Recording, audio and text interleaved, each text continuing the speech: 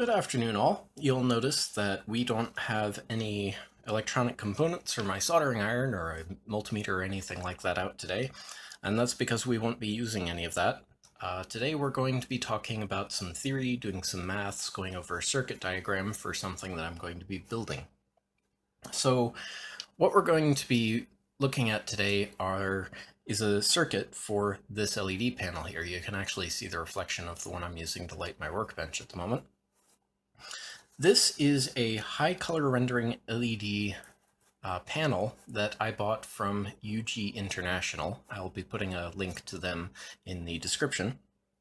And a high color rendering index LED puts out a spectrum of light that's a lot more like the black body radiation you'd expect from an incandescent, while still having the same power consumption as an LED.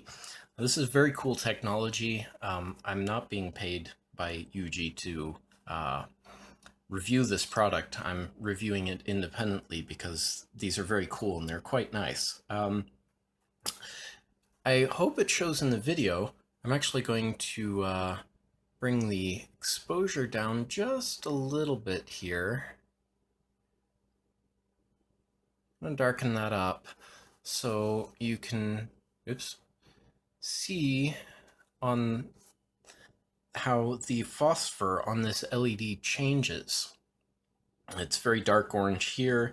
It gets lighter orange, lighter orange, lighter orange, lighter orange, lighter orange, and you can actually start to see the individual LED chips in here, of which there are, how many were there? Let me pull that website back up. Does it even say? Features. 360 LEDs on this panel. That's completely useless information for you guys, but there you go. Anyway, they mix the phosphor so that the, I believe they're ultraviolet lights, LEDs underneath this phosphor, they cause this phosphor to fluoresce and release a broad spectrum of light, which is really great for filming. So I bought a couple of these for my workbench, and they are rated to run at 700 milliamps at 30 volts. Now, most people, let's bring that exposure back up to auto. Oops. Oh, what's going on with the exposure here? Let's bring this back up just a little bit. Sorry, I'm getting used to using a new app for recording here. Anyway, so most people, when they need to control brightness of a high power LED, they're going to use pulse width modulation or a buck regulator. And what they do is they basically turn the LEDs on and off very rapidly to control the amount of current they're consuming. This has a problem when you're videoing, because if the flashing rate of the LEDs and the shutter rate of the camera aren't compatible, you'll end up with a sort of shimmery, I guess shimmery is the best way to describe a shimmering effect, as the LEDs might be off during one of the frames of the camera recording.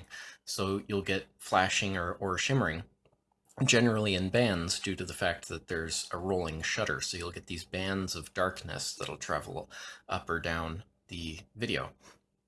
So we don't want that. So what I'm going to do is I'm going to build a linear current regulator for these LEDs. So we're going to start by just looking at the basic circuit here.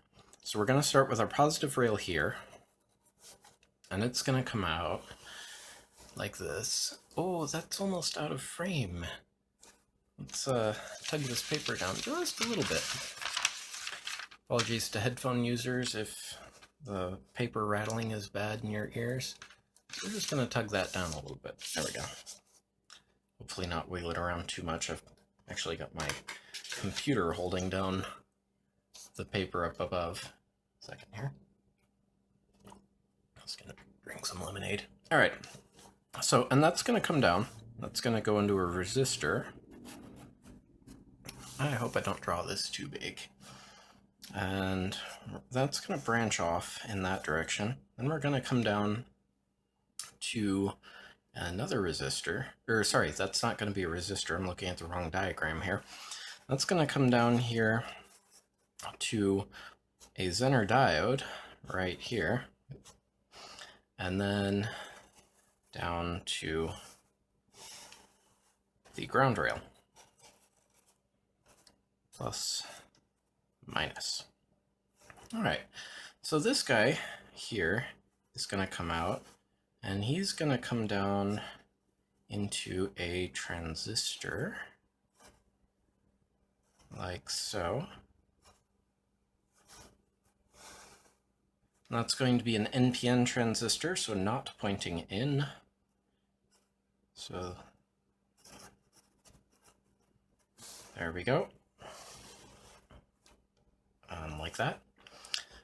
And he's going to, this branch of the circuit is also going to come out and go into a MOSFET. Now, the proper circuit label for MOSFET is very complicated, so I'm just going to use a cheater's version of a MOSFET symbol here. We're going to go like this. We're going to go like that. And that's going to come out. Whoopsie. Bugger. Well, yeah, crud, I messed that up. Anyway, so I have to add a resistor in right here. Let's remember that that's a resistor. The base of this is coming in over top of the resistor. This is a N-junction MOSFET, so on our little cheater symbol here, the N-junction MOSFET looks like this. And then that's going to come out here. That's going to go up here. This is going to come out like that. And this circuit will actually work for any LED panel or any LED at all at pretty much any voltage. We'll talk about some of the limits as they become salient as we're going through the components here. I'm just going to write a nice big huge LED here to indicate our LED panel. Now we're going to mark this is R1, and this one over here is going to be R3. The reason I'm calling that R3 was because originally, instead of a Zener diode, I forgot to finish drawing the Zener diode. There we go. I used to have a resistor here, but we're using a Zener diode there instead. So anyway, now we have the basic circuit set up, but actually let's make this just a little bit neater. I'm going to put a circle around that. We're going to mark this as the collector, and the base, and the emitter. I need a Sharpie. And we're going to put a big circle around this guy. And we're going to mark these as the gate, the drain, and the source. All right, so we need to talk about how we're going to rate these components. Now, this part, the MOSFET that I'm going to be using here has a gate voltage of 5 volts. So we don't want a lot of voltage going into the gate or a lot of current going into the gate. So we want this R1 to be pretty darn large because MOSFETs, instead of triggering on current like a transistor does, MOSFETs work on voltage. So we just need voltage to hit this, not a lot of current. And Zener diodes, they don't really like to have a lot of current going through them, so we want to make sure that we have as little current going through this Zener diode as possible. So we want this R1 to be quite big. Now, a Zener diode needs at least 10 microamps going through it. So we're going to use a 5.1 volt Zener diode for this. So we have our voltage. We know what our current is going to want to be. We want it to be 10 microamps. So let's use Ohm's law here. Voltage, we're talking 5.1 volts equals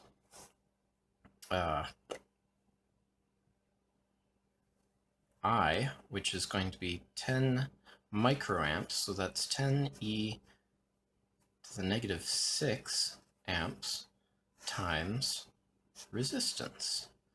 So, and I'm going to need to open up my calculator on my computer here real quick. There we go. Open up you.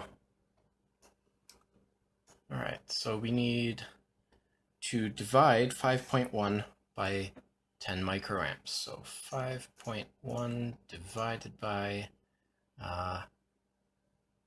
10 e to the negative 3 equals. That doesn't add up. Hang on a second, I'll be right back. All right, I'm back. Pardon for the brain fart there. I wasn't using the computer calculator correctly. Anyway, so once we've done the algebra here, we're going to come up with needing no more than a 510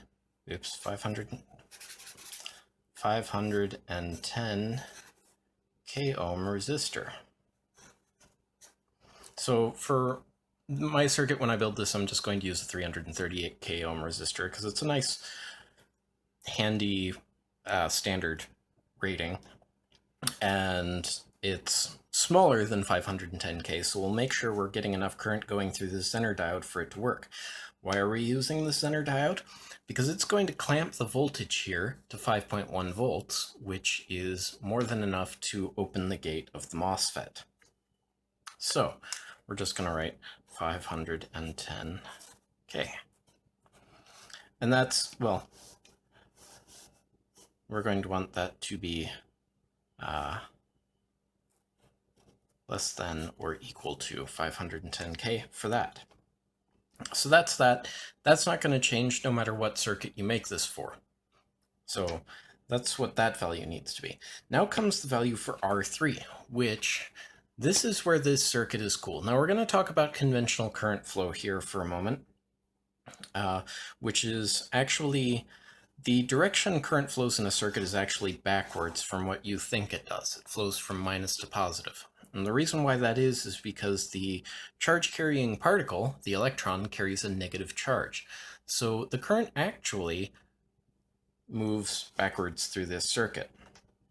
So as the current is traveling through here, first it goes through here, it gets turned to 5.1 volts, which turns on the gate of the MOSFET, opens the drain and the source up so that the LEDs light. So then we've got current coming up through this R3. Now R3 is our sense resistor. We're going to set it to a certain current so that if that current starts to get too high, excess current begins to flow into the base of this transistor. This transistor begins to open up and pull the gate of the MOSFET to ground. As the gate gets pulled to ground, it starts to shut off, and current flowing through this section of the circuit begins to go down, and the LEDs will dim or stop trying to consume more current. It'll clamp down the current coming through here. So we need to calculate R3. Now we know that R3, the voltage across R3 is going to be the same voltage as the base emitter voltage. And I'll talk more about, I've said this several times, I need to just shut up and make the stupid video. I'll talk more about transistors in another video. And anybody that is familiar with transistors will know that your base emitter voltage, all you're seeing there is actually just a diode. So that means that the base emitter voltage is going to be about 0.5 volts. For older silicon semiconductors, you'll be looking at 0.7 volts, but for newer stuff, you're going to be looking at 0.5 volts. So now we have VR3 equals 0.5 volts. So there's an important piece of information we need for our Ohm's law, V equals IR. Now what's our I going to be? Well, we know these panels are rated to operate at 700 milliamps. So we want 700 milliamps to be the maximum amount of current going through R3. So I, R3, is going to be equal to 700 milliamps, right? Or in the case of what we need for putting into a calculator, it's going to be 700 times 10 to the negative 3. And I've actually done a video on engineering notation. You have to get used to that when you're doing these sorts of circuits. So now we've got two parts of our three-part equation. You'd think if I'm starting a YouTube career, I'd learn how to speak properly. So now we have two parts of our three-part equation, and we can solve for the third one using algebra. So once again, Ohm's law, V equals IR. We're going to use this so much in our videos here. It is the staple of how you design of something that you use to design a circuit. So we've got 0.5 volts equals 700 milliamps, 100 e to the negative 3 times R. So we're going to take that and put those values into our calculator again. 0.5 divided by, there we go, divided by 700 times 10 to the negative 3. And we come up with a value, that doesn't seem right at all. I think I accidentally hit an extra button there. So anyway, let's try that again. 0.5. I do not like this calculator. Divided by, I'm just going to put 0.7 and stop trying to do exponential on this thing. And that comes out to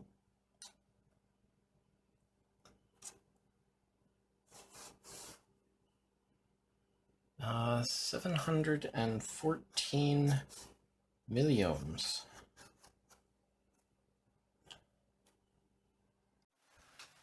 But Gadget Boy, you say, pardon me, I had a coughing fit, sorry for the blip in the video there.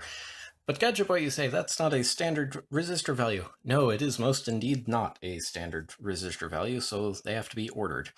But here is a 740, I believe. Yeah, 740 milliamp resistor here. I rated it a little bit higher because I don't want to run these at 700 milliamps all on their own. I want to run them a little under 700 milliamps or less. So we've got a 740 milliamp or mil-ohm resistor here. And as you can see, we've got a 7 for violet, 4, which is green, and then a multiplier of silver, which is times 0.1. So 7, 4, and then a multiplier of 0.01, and we get 740 mil-ohm. Boy, I am not used to saying milliohms. Milliamps, sure, that'll come out when I'm talking about these resistors a lot. And then also, we need to calculate the power dissipation on these particular resistors. So we have the current and we have the voltage. So 700 milliamps, 0.7 times the 740 milliohms, 0.74.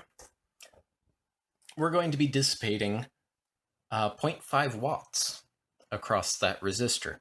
So when you're rating that particular component, you want to make sure that it is rated at least twice the current or twice the power dissipation as what you're expecting. The reason why you do that is because when you're dissipating a resistor, or when you're dissipating power through a resistor that's equal to its rating, most resistors will be at about 100 degrees Celsius when they are running at their rated power dissipation. I don't want anything nearly that hot, so I'm just going to take these are 2-watt resistors,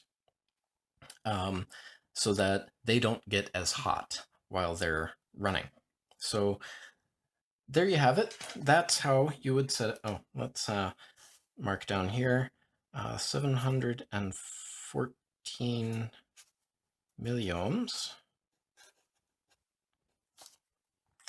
Anyway, so there's your basic circuit. That will limit these LED panels to just a little under 700 milliamps. And it'll regulate automatically.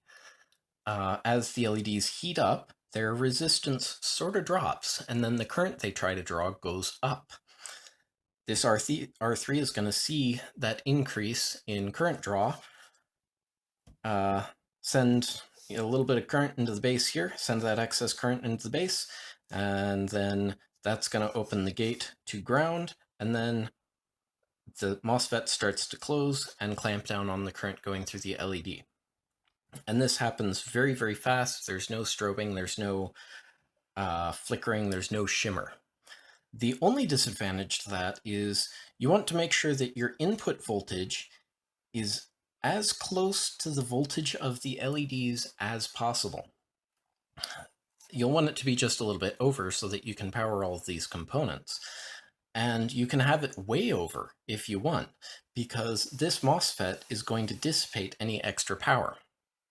So the closer you have this MOSFET, or the closer you have the input voltage to the forward voltage of the LED, the less extra power this MOSFET has to dissipate, and the cooler it will run, and also the more efficient the circuit will be. So with this 30-volt panel, I'm going to want to put about, well, we're going to want it to be about 31 volts, because we just need enough extra voltage to basically work with the junction voltages of the MOSFET and the transistor. So 31, 32 volts, and this will be a very efficient circuit that'll run just about as efficient as a buck regulator without the strobing effect. So this is a very cool circuit. Now, the only thing that I'm going to do extra with this circuit is that R3 is actually going to be a variable resistor in series with our 714 milliohm resistor, like that. And the reason why I want that is that I'll be able to increase the resistance of this potentiometer, which is going to decrease the current of the entire system. This is actually going to drop the efficiency of the system, because that means that this is going to have to dissipate more current, and it'll start getting higher as I reduce the current of the overall circuit. So that will reduce the efficiency of the circuit, but it will also allow me to control the brightness of the LED. And I actually have here, apologies to headphone users, I'm not too sure how well this microphone works for controlling that kind of stuff, but oops, come back here. So I got myself some 2-watt potentiometers here that actually, they're kind of nice. They have 0 to 100, and if I'm not mistaken, they're actually detents at certain landmarks on the flow there. So that's a 2-watt potentiometer there, and I'll be including these in the circuit as well. And I'll be using the pins such that if I'm turning this up, it's actually reducing the resistance that's going to be seen by the circuit, and as I turn it down, it's going to increase the resistance, so that it'll actually be like a brightness knob. I can turn the knob down and the brightness will go down. I'll turn the knob up and the brightness will go up. Anyway, I feel I've rambled enough in this video, so in the next video I'll have my prototype board here, and we'll go ahead and build the circuit because I've got all the components on hand, and we'll give it a little test. We'll plug this panel in and we'll see how well it works. Thanks so much for watching.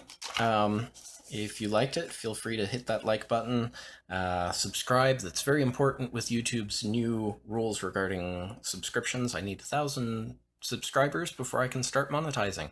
I'll put a video that YouTube thinks you'll think is interesting here, a random playlist here because I won't have the playlist for this one created yet. And please consider checking out my Patreon right here. It's the only thing that's going to keep my channel alive is contributions from my viewers. So if you'd like to give me a couple of bucks each month, I would be eternally grateful. So thank you so much for watching again, and we'll see you next time. Bye.